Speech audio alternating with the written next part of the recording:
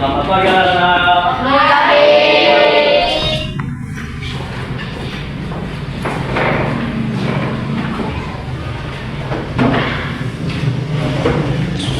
Assalamualaikum warahmatullahi wabarakatuh.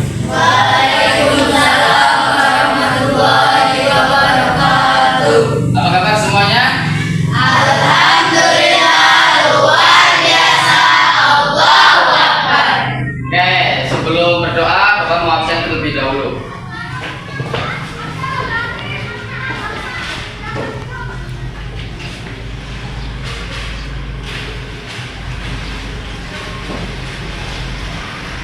Ahmad Henry nggak hadir? Ada yang tahu kemana? Akila, Alfi, Adik, Husna, Zahra, Erin, Putra, Irfan, Fadli, Abu, berangkat, Nasir, berangkat juga, Nizam, Nadia, Putri, Renita, Randy, Juli, Rafa, udah berangkat, kemudian Vera. Oke, sebelum masuk, kalau mau ketua kelas untuk memimpin doa, silakan kepada Nadia. Berdoa mulai.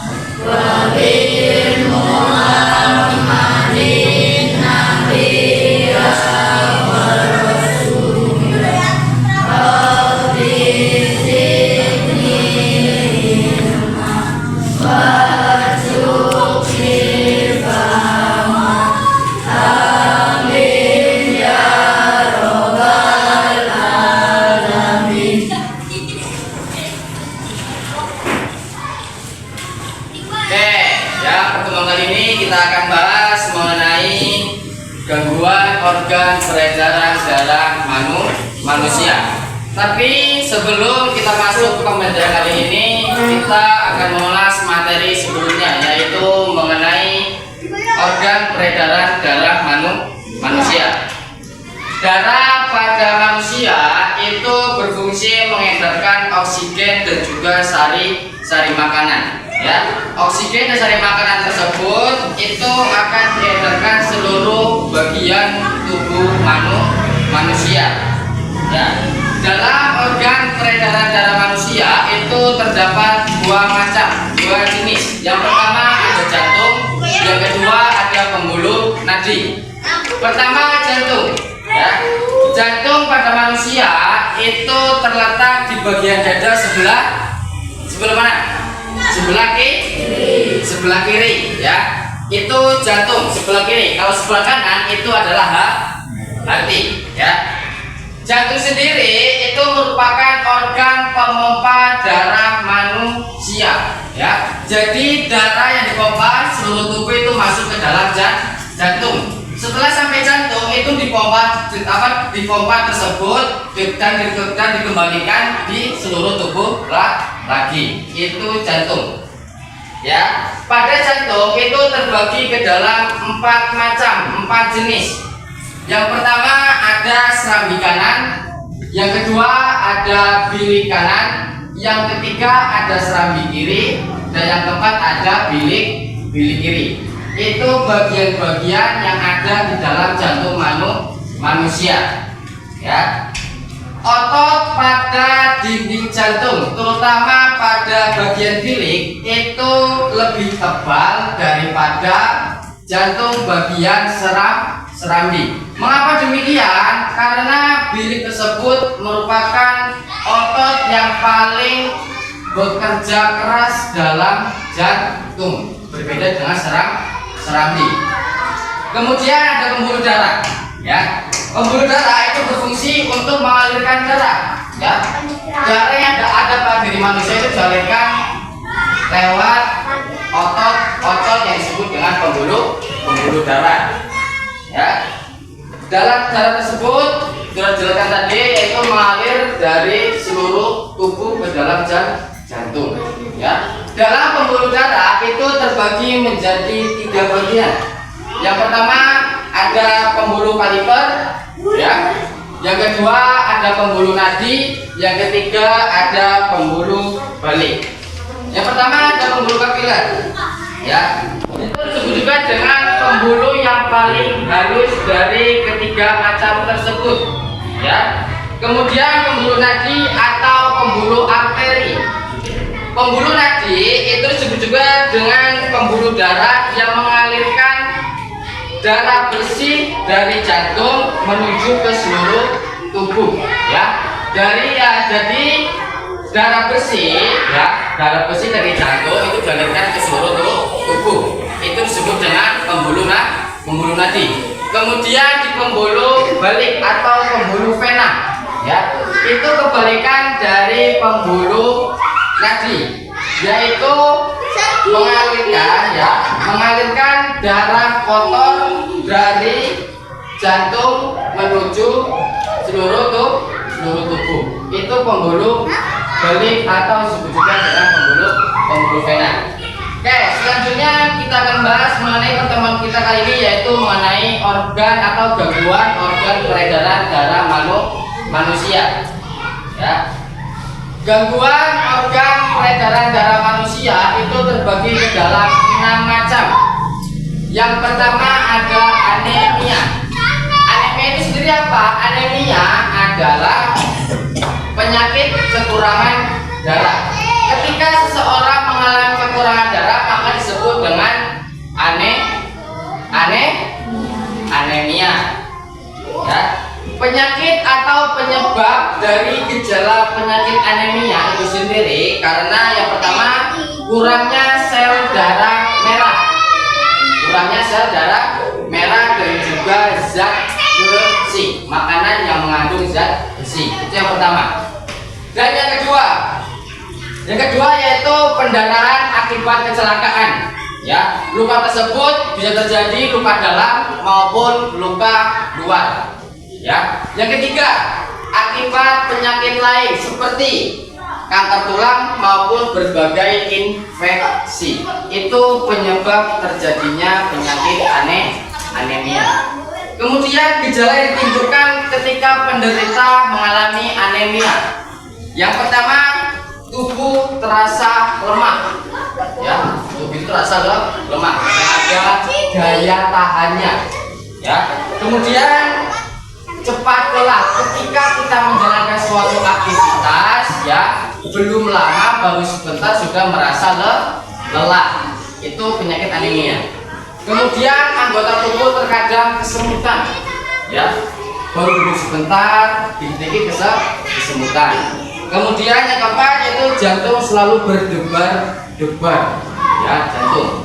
Kemudian dari cara pencegahannya yaitu penderita yang belum parah. Ketika seseorang mengalami anemia yang belum parah, itu bisa melakukan pencegahan dengan cara memakan makanan yang mempunyai zat besi, ya. Itu ketika seorang penderita anemia belum terlalu parah. Kemudian ketika penderita yang sudah parah itu harus melakukan transfusi darah. Apa transfusi darah? Ada yang tahu? Transfusi darah yaitu penambahan darah, ya, penambahan darah. Kemudian yang kedua ada leukemia, ya. Leukemia itu disebut juga dengan kanker darah, ya. Darah juga itu ada kankernya, ya. Kanker darah. Penyebab ini itu karena darah manusia, terutama darah putih, terlalu berlebihan. Ketika sel darah putih berlebihan, maka bisa mengakibatkan penyakit leukemia atau kanker darah. Ya. Gejala penyakit leukemia yang pertama rasa lelah, lemah, dan juga kurang nafsunya makan. Yang pertama. Yang kedua, lama-kelamaan akan timbul nyeri di tulang. Itu penyakit leukemia. Kemudian ketika ada hipertensi. Hipertensi itu harus juga dengan tekanan darah tinggi. Banyak ya. Sekarang itu banyak orang-orang yang mengalami tekanan darah tinggi. Ya. Penyakit ini itu ditunjukkan dengan tingginya darah tinggi melalui alat apa namanya, alat untuk mengukur darah? Alat? Ada yang tahu? Gak ada yang tahu? Alat tensimeter itu alat untuk mengukur tekanan darah manusia. Rata-rata tekanan darah manusia itu 120 sampai 150. Ya, ketika sampai 200 maka disebut dengan tekanan darah tinggi. Kemudian ada hemofilia. Ya, penyakit hemofilia atau disebut juga dengan penyakit darah sukar membeku. Ya, ketika penderita hemofilia ya mengalami luka yang ringan, itu dapat mengakibatkan pendarahan yang serius. Walaupun cuma terkena silet, terkena pisau, itu akan mengakibatkan pendarahan yang serius. Itu ketika seseorang sudah mengalami penyakit hemofilia. Ya.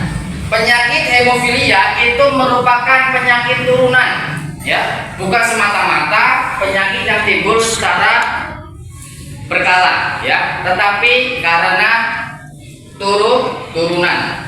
Juga penyakit hemofilia ini termasuk penyakit yang ada pada anak laki-laki atau laki-laki, ya, tidak ada pada perempuan. Namun, ya, ketika penyakit ini ada pada perempuan, maka si perempuan tersebut sebelum lahir ke dunia akan mengalami kematian atau mengalami kematian pada saat di kandungan. Itu penyakit hemofilia ketika terjadi di anak perempuan. Nah, selanjutnya yaitu ada penyakit pembuluh nadi membeku. Ya, pembuluh nadi membeku itu karena akibatnya yaitu berlebihan zat kapur. Ya, berlebihan zat kapur. Tadi kalau anemia itu kurang zat besi, kemudian kalau pembuluh nadi yang membeku itu karena berlebihan zat kapur. Ya, yang terakhir yaitu penyakit jantung bawaan. Kalau penyakit jantung bawaan itu biasanya terjadi karena orang tua. Walaupun dalam kandungan itu pasti sudah terjadi adanya penyakit jantung bawaan. Nah, itu materi kita mengenai gangguan organ peredaran darah manusia. Selanjutnya kita akan mengamati sebuah gambar dari penyakit anemia. Ya. Penyakit anemia. Di sini sudah jelas ya perbedaan ketika penderita anemia dan juga seseorang yang normal atau belum terkena penderita anemia. Ya. Darah manusia. Ya. Darah manusia itu terbagi menjadi berapa? Terbagi menjadi dua. Yang pertama ada sel darah merah dan juga sel darah putih. Sel darah merah itu yang paling banyak dalam darah. Itu sel darah merah. Yang bertugas yaitu mengantarkan oksigen ke jaringan tubuh dan membawa karbon dioksida kembali ke paru-paru. Kemudian ada sel darah putih. Sel darah putih yaitu komponen penting dari sistem kekebalan tubuh. Ya, sistem kekebalan tubuh yang berperan dalam melindungi tubuh terhadap infeksi atau penyakit lainnya. Itu adalah disebut dengan sel darah putih. Selain dari sel darah putih dan sel darah merah, ada juga disebut dengan platelet atau trombosit. Itu adalah fragmen sel kecil yang sangat membantu dalam tubuh. Ya, itu 3 poin penting dalam diri manusia, terutama peredaran darah manusia. Nah, demikian materi yang Bapak sampaikan. Silakan yang mau bertanya. Pak mau bertanya. Oke, Sarah, silakan. Mau bertanya apa? Makanan yang mengandung zat besi apa? Makanan yang mengandung zat besi. Ya, makanan yang mengandung zat besi itu bisa dikategorikan pertama adalah daging merah. Ya, daging merah, bukan manusia, tetapi ya daging merah itu bisa berupa kambing, sapi, ataupun kerbau. Ya, bisa juga zat besi itu timbul dengan makanan yang mengandung sayuran-sayuran hijau. Ya, seperti apa? Brokoli, bayam, dan sebagainya. Begitu, paham Sarah? Oke, silakan sambungkan pertanyaan lagi. Pak mau bertanya. Oke, Vera, silakan Vera. Apa penyebab penyakit anemia? Apa penyebab dari penyakit anemia? Oke, penyebab dari penyakit anemia itu karena kekurangan sel darah merah. Ya. Kemudian kekurangan juga zat besi. Ya tadi itu ya, kekurangan makanan-makanan yang bergizi seperti sapi, kambing, dan sebagainya. Kemudian sayur-sayuran hijau seperti bayam dan sebagainya. Itu penyebab dari penyakit anemia. Kemudian apa? Pendarahan karena kecelakaan, ya, baik dari luka dalam maupun luka luar. Yang terakhir akibat dari penyakit lain. Ketika seseorang sudah mengalami penyakit seperti kanker tulang, maka juga bisa mengalami penyakit yang dinamakan anemia atau kekurangan darah. Paham Vera? Paham? Ada yang mau tanya lagi? Cukup? Kalau cukup, mau tanya ke siswa, ya. Mau tanya pertama ke Putra. Pertanyaannya, ya, pertanyaan siap Putra? Siap? Apa saja makanan yang terkandung dalam zat kapur? Keju, susu, ikan, sayuran hijau, dan kacang-kacangan. Oke, itu makanan-makanan yang ada pada zat kapur, yaitu ada keju, susu, sayuran hijau, dan sebagainya. Kemudian coba ya,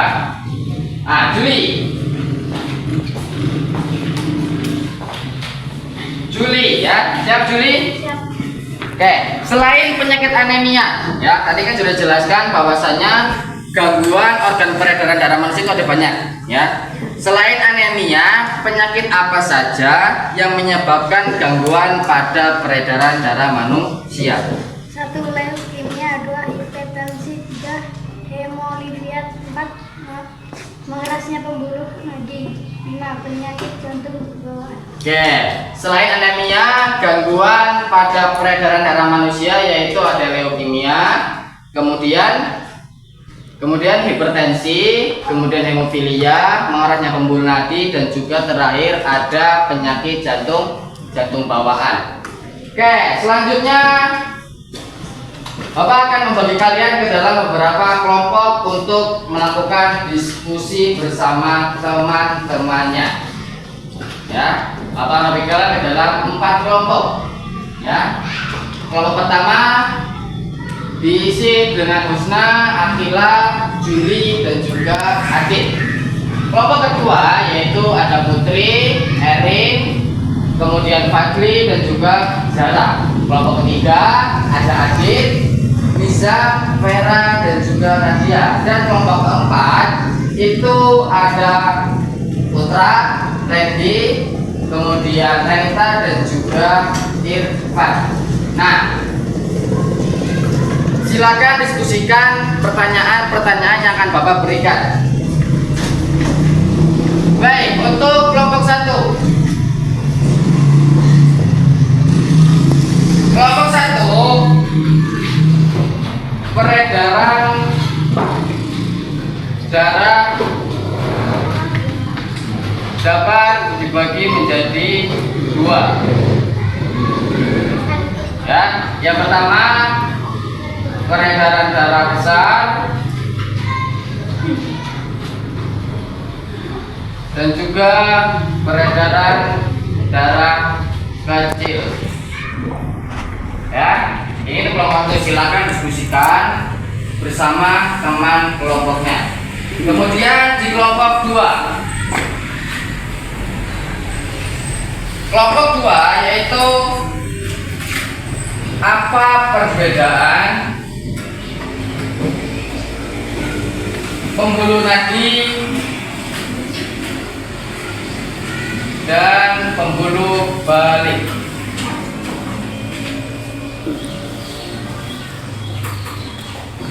Ya, kelompok 2 ya. Jangan didiskusikan. Kemudian di kelompok 3, jelaskan apa yang dimaksud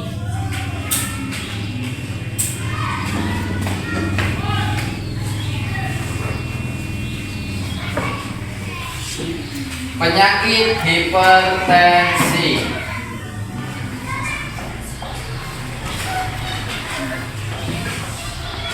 Dan untuk kelompok 4, sebutkan 2 gangguan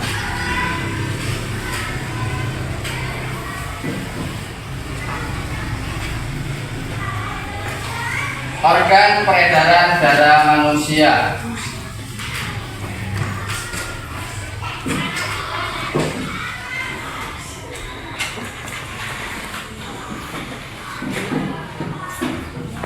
Oke, sudah paham semua pertanyaannya? Silakan berdiskusi bersama teman kelompoknya. Silakan. Ada siap? Silakan staf kelompok untuk memperwakilan satu siswa ke depan untuk membacakan hasil diskusi dari kelompoknya masing-masing. Apa mulai dari kelompok 1? Silakan.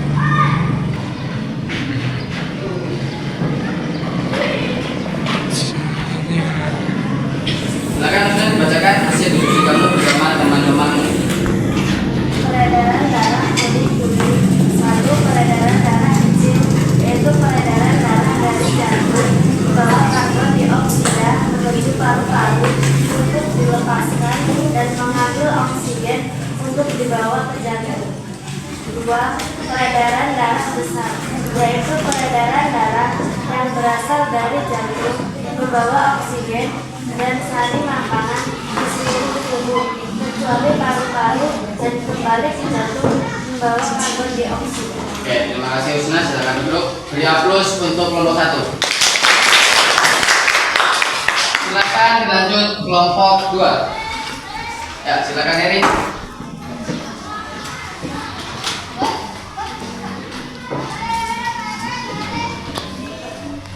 A. Pembuluh nadi. 1. Letaknya agak ke dalam tersembunyi. 2. Ini pembuluh tebal kuat elastis. 3. Aliran darah berasal dari jantung. 4. Denyut terasa seirama dengan jantung. 5. Katup hanya di satu tempat dekat jantung. D. Pembuluh balik. 1. Letaknya dekat permukaan kulit tanpa kebiruan. 2. Dinding pembuluh tipis tidak elastis. 3. Aliran darah menuju jantung. 4. Denyut tidak terasa. 5. Katup terdapat di sepanjang pembuluh. Oke, terima kasih Eri. Silakan beri aplaus untuk kelompok 2. Ya, selanjutnya kelompok 3. Silakan Iza maju ke depan.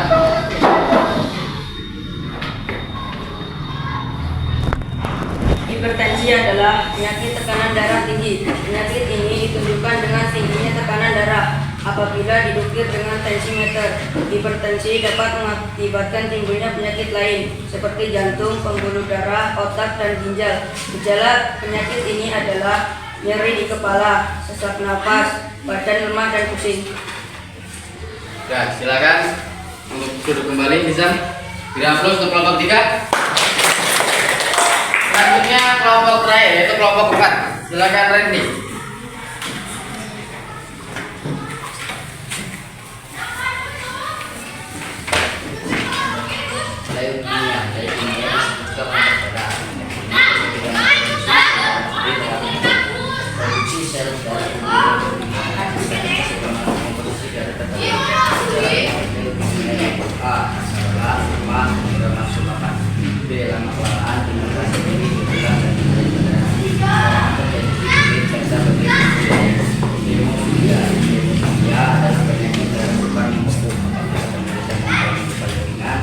dapat mengakibatkan pendarahan seri dia merupakan penyakit turunan. Kemudian hanya diderita oleh laki-laki. Apabila hemofilia diderita oleh wanita, maka yang menderita akan mati sejak dalam hati.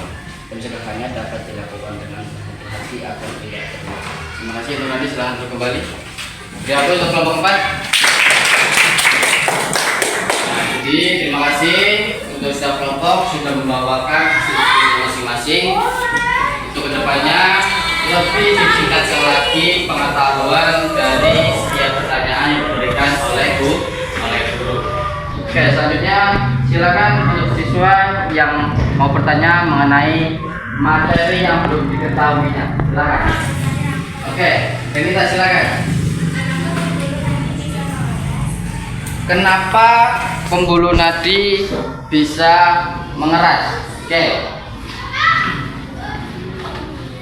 Karena itu disebabkan kelebihan zat kapur. Ya, kelebihan zat kapur. Kemudian juga karena berlebihnya lemak, kolesterol dan juga gula dalam darah.